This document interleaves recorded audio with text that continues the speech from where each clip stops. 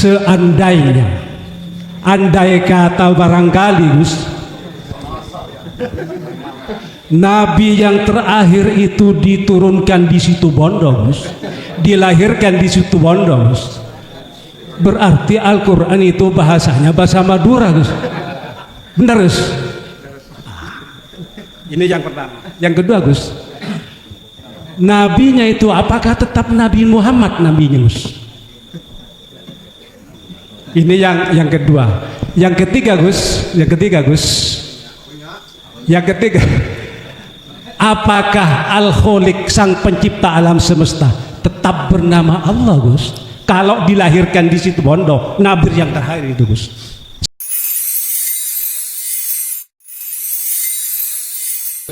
Assalamualaikum warahmatullahi wabarakatuh. Waalaikumsalam. Nama saya Martomo dari Mangarang Gus. Pertanyaannya begini Gus ya.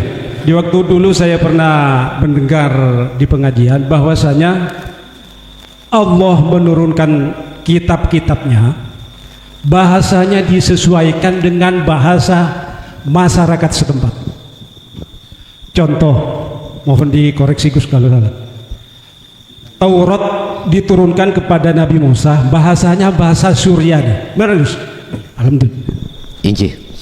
Lantas Zabur diturunkan kepada Nabi Daud, bahasanya bahasa Ibrani. Nomor 3, Injil diturunkan kepada Nabi Isa, bahasanya bahasa Kipti. Yang terakhir Al-Quranul Karim diturunkan kepada Nabi Muhammad, bahasanya bahasa Arabi. Pertanyaannya Gus, seandainya, andai kata barangkali Gus, Nabi yang terakhir itu diturunkan di situ Bondo Gus, dilahirkan di situ Bondo Gus, berarti Al-Quran itu bahasanya bahasa Madura Gus. Benar Gus?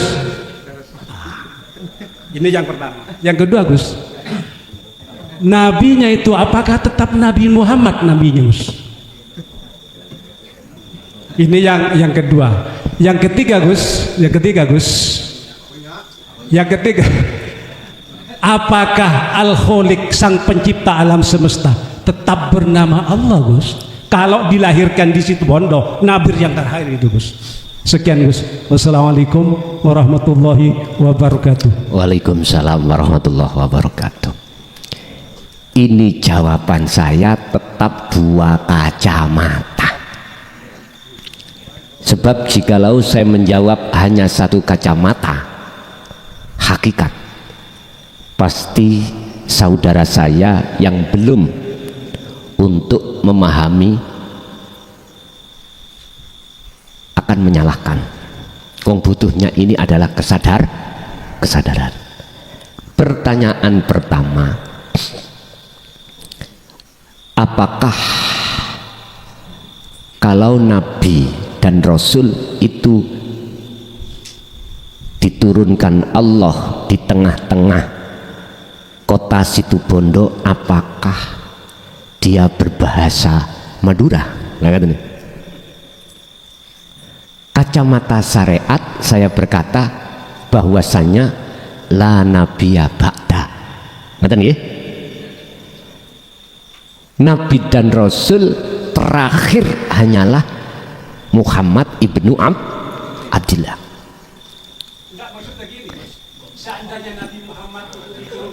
Nggih, kula tak jawab syariate dulu.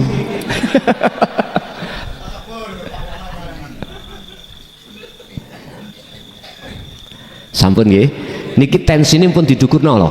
Nah, santai mawon. Karena di dalam hukum syariat hujah juga ada.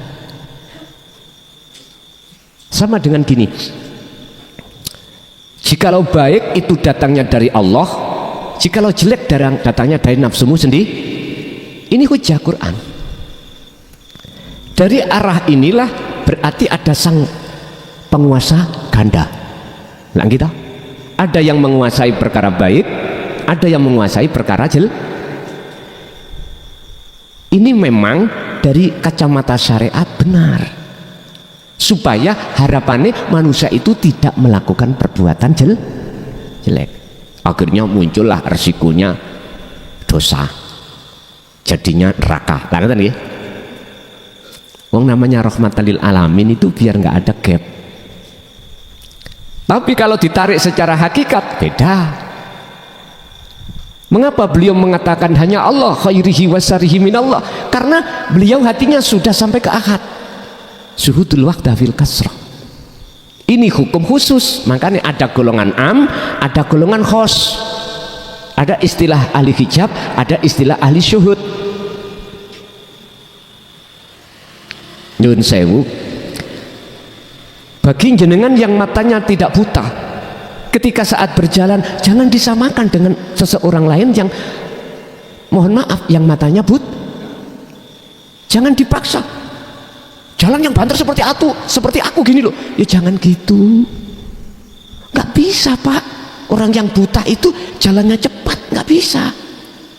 Mohon maaf loh nggih, bukan berarti saya melindungi orang yang matanya mohon dipahami.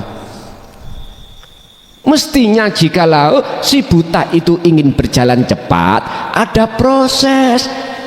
Sana cari dokter spesialis mata, anatomi mata, biar diperiksa mana yang menyebabkan mata ini tidak bisa melihat. Akhirnya terjadilah namanya operasi mata.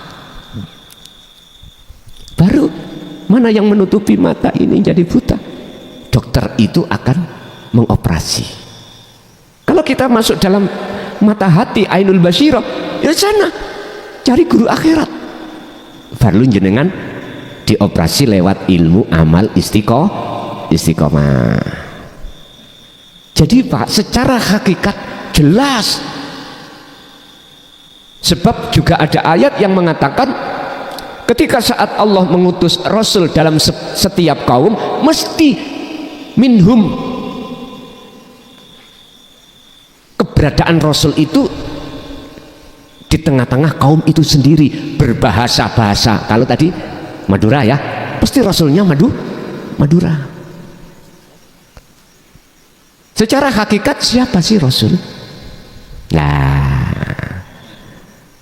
Rasul itu utusan Allah. Jenengan kesini nekak diutus Allah kesini, bisa kesini sendiri? Resapilah maksud itu. Saya juga lupa di surat mana, ayat keberapa Allah mengatakan ketika saat Allah mengutus utusan itu mesti dari kaum itu sendiri, berbahasa kaum itu dengan maksud gampang dipaham. Apakah kitabnya itu harus berbahasa Madura, bahasa saya secara hakikat? Iya. Gak mungkin Allah mengutus utusan di tengah-tengah kaum saudara saya Madura itu berbahasa Inggris. Gak mungkin Pak. Hakikat loh ya, hakikat. Makhluk oleh bisa bergerak sebab digerakkan Allah. Sebab sifatnya makhluk la haula wala quwata. Bisanya gerak sebab illa bil. Berarti makhluk itu statusnya adalah utusan Allah. Ngerti lho Pak? Itulah maksudnya Muhammadur Rasulullah itu di situ secara hakikat. Bukan secara syariat. Wallahu khalaqakum wa ma ta'malun.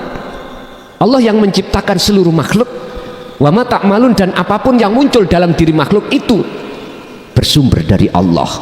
Gerak dari Allah, melihat dari Allah, mendengar dari Allah, berbicara kalam dari Allah, apapun. Oleh karena nafsu membisiki kita tentang khuldi, kekekalan kehidupan dunia, itulah akhirnya nafsu mengajak kita untuk ngaku. Wa ma ubari'u nafsi inna nafsa la amaratum bisu. Ngejak lalai pada Allah. Akhirnya jangan heran kalau hati kita selalu nggak sadar kalau itu peran Allah, bukan peran kita yang memiliki. Makanya di didatangkanlah sebuah rasul untuk menyampaikan dinul haq supaya jenengan iki sadar bahwasannya kita makhluk tidak punya daya upaya apapun, kekuatan untuk melakukan apapun. Tapi jikalau itu terjadi kekuatan atau daya upaya semata-mata illa billah. Jadi leres Pak, bahasa ini bahasa Madura, Situbondo Madura, Jawa ya Jawa. Saya tidak kontek dari syariat. Kalau kontek dari syariat berarti beliau Muhammad ibnu Abdillah. Setelah itu enggak ada. Makanya mengapa Rasulullah tidak punya putra jaler? Mboten punya putra jaler. Punya tapi pun sedo. Hasan Husain itu kan dari Sayyidina Ali kali Siti Fatimah sebagai putranya Kanjeng Nabi. Yang menurunkan Nur Muhammad itu Bopo.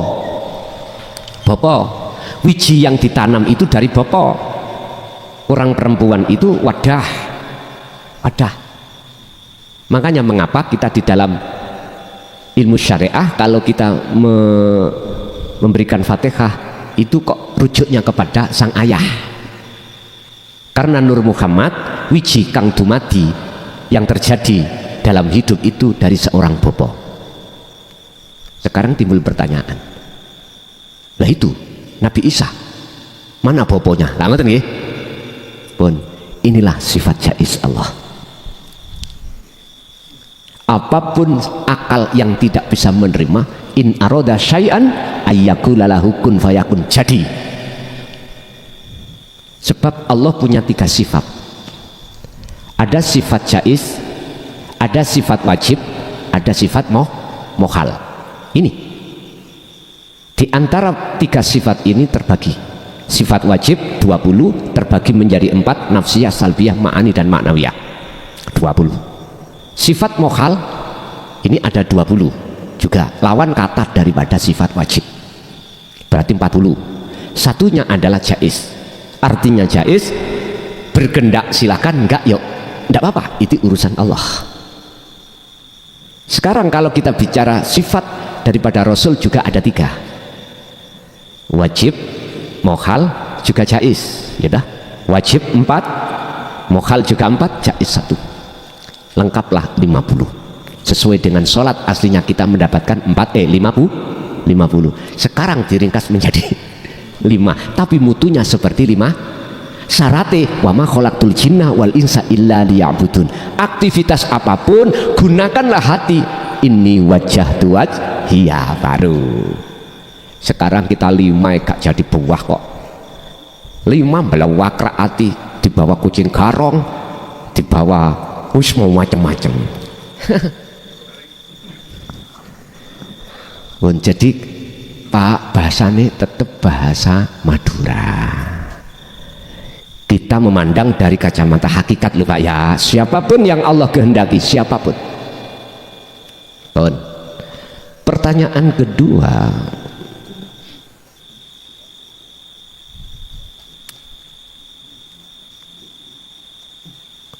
apakah namanya juga Muhammad?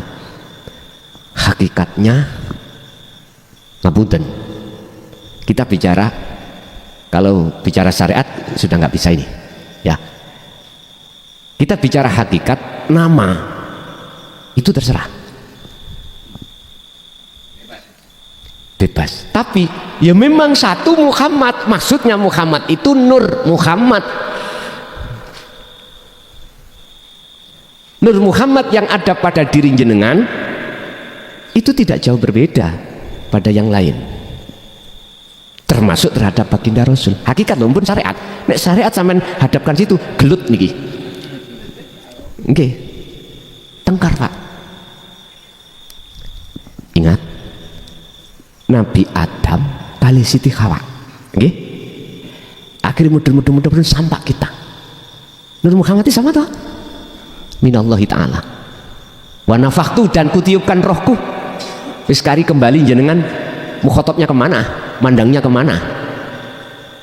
Roh itu makhluk apa roh itu bukan makhluk? Tergantung jenengan mandangnya. Sebab satu sisi sampai ke sini nek gak ono roh ya ora iso tekan kene. Tidak bisa sampai ke sini.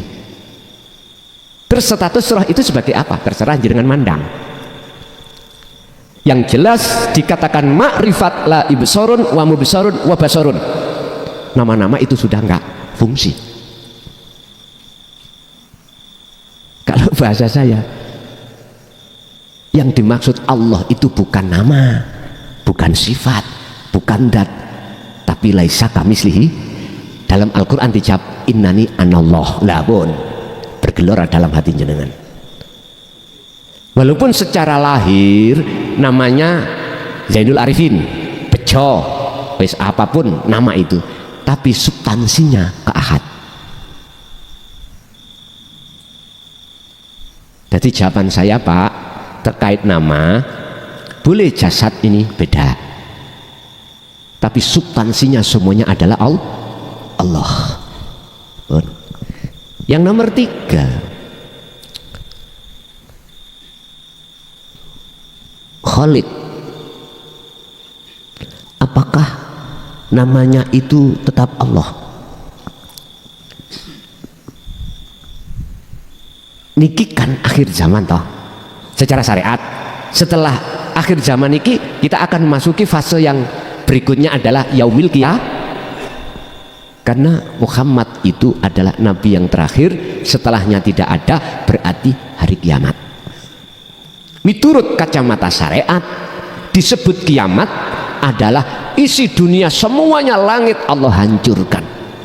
Tidak ada satupun yang wujud yang ada kecuali Allah. Oke, itu betul secara syariat. Terus bagaimana kita memandang secara hakikat? Fananya dalam hati jenengan perkara selain wujud Allah itulah kiamat. Ini hanya berlaku pada golongan khusus golongan ahli makrifat Allah. Di luar ini belum bisa terima Pak, karena menurut kami yang ada di golongan am, namanya kiamat itu sudah nggak ada siapa-siapa, hanya ada Allah, semuanya hancur. Setelah itu yaumul yub'ats, hari kebangkitan. Setelah itu yaumul hisab, di syariat ya, hari diperhitungkan setiap diri umat manusia antara baik dan buruknya, yang tujuannya untuk mempertanggungjawabkan saat di dunia. Setelah itu jenengan disuruh berjalan di Shiratal Mustaqim. Ada golongan 2, ada yang jatuh ke neraka, ada yang ke surga. Syariat. Boleh mohon izin saya mengatakan secara hakikat, biar klop pertanyaan jenengan dengan pertanyaan apakah namanya juga Allah. Nah, gitu dah. Pun kula jawab, siapapun panjenengan kalau hati atau ruhaniah sudah mengikuti petunjuk di jalur dinul haq, akan terjadi namanya nafi itsbat. Dan ini terekom juga di dalam kitab hikam terkait pemfanaan diri. Qurannya pun juga begitu. Wajib hukumnya jenengan apabila dijadikan Allah sebagai kekasih jenengan dan jenengan mencintai Allah, wajib melepaskan cinta selain Allah. Ketika jenengan ingin bertemu Allah di alam akhir, wajib tinggalkan alam dunia. Jikalau jenengan pingin wujudin dunia tidak ada, sekecil apapun gak ada, naik kok pesawat, naik notok, wujudin dunia lah kau no, hilang. Semakin ke atas, yang tadinya lapangan sepak bola besar, tadi kecil, bahkan sudah tak tampaklah wujudnya dunia. Artinya siapapun hati yang semakin lama wa ilaihi mendekat dan bertemu Allah, maka pasti Allah pisahkan wujudnya selain Allah di hati jenengan. Bon, ini hukum mesti. Siapa yang berjalan ke arah barat, maka semakin lama arah timur ditinggal. Itu pasti Pak. Sebaliknya jenengan kali kula hati semakin lama tresno nang sakliyane Allah, jangan harap jenengan ini bisa bercinta dekat pada Allah. Ora iso. mustahil. Pun niki rumus pun rumus.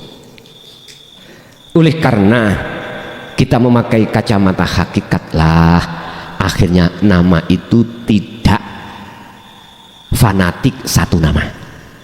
Nyun sewu, umat Islam memanggilnya Tuhan adalah Allah. Dasarnya Quran ada, surat Maryam 36, innallaha huwa rabbi wa rabbukum fa'budu hadza siratul mustaqim. Allah nama. Selain Islam pasti namanya juga tapi namanya makhlus syahidnya, isim fa'ilnya, subjeknya tunggal, ketuhanan yang maha esa. Sekarang tinggal pertanyaannya, mana agama yang mendidik dan mengajarkan umatnya untuk mengahadkan nama? Jelas Islam lewat Al-Quran jelas mengajarkan, bukti kul huwallahu ahad. Udah. Kalau di luar agama Islam, ya mohon maaf, yang memanggil Tuhannya bukan Allah, mohon maaf. Jikalau di dalam agamanya itu juga dididik tentang dinu tauhid, ilmu ketuhanan, ilmu keesaan, mohon maaf, mungkin bisa dibuka dalam surat Al-Baqarah ayat berapa saya lupa. Termasuk orang-orang yang beriman pada Allah, orang Nasrani, orang Yahudi, orang Asobi'i, apa? Ada kok. Orang kepercayaan ini loh, Allah akan masukkan surga. Ternyata dalam ayat itu merekalah yang bertauhid, merekalah yang sudah sampai ke makom makrifat. Jadi situ tolong dicari nanti, saya lupa. Yang jelas Al-Baqarah termasuk asobi, orang-orang yang tidak beragama tapi kepercayaan. Intinya adalah mereka yang hatinya sudah makrifat pada Allah. Niki nggak bisa Pak diterima secara syariat, nggak bisa. Terus pertanyaannya, Nasoro yang mana? Bahasa syariat menjawab, itulah umat yang estu betul-betul mengikuti ajaran kitab Injil yang belum dirubah, katanya. Sebab di dalam dawuh ayat kitab Injil itu ada firman Allah yang mengatakan bahwasanya besok ada nabi akhir zaman namanya Muhammad, kitab yang dibawa Al-Quran. Saya ada Injil di rumah, ada Pak, saya cari firman yang seperti itu belum saya temukan. Saya punya Injil, ada perjanjian baru, ada perjanjian lama, belum saya temukan. Ya, mohon maaf loh ya, tapi di Quran itu kok mengatakan itu. Ada pertanyaan, mengapa harus ada Al-Quran? Apakah Zabur, Taurat, Injil itu nggak sempurna?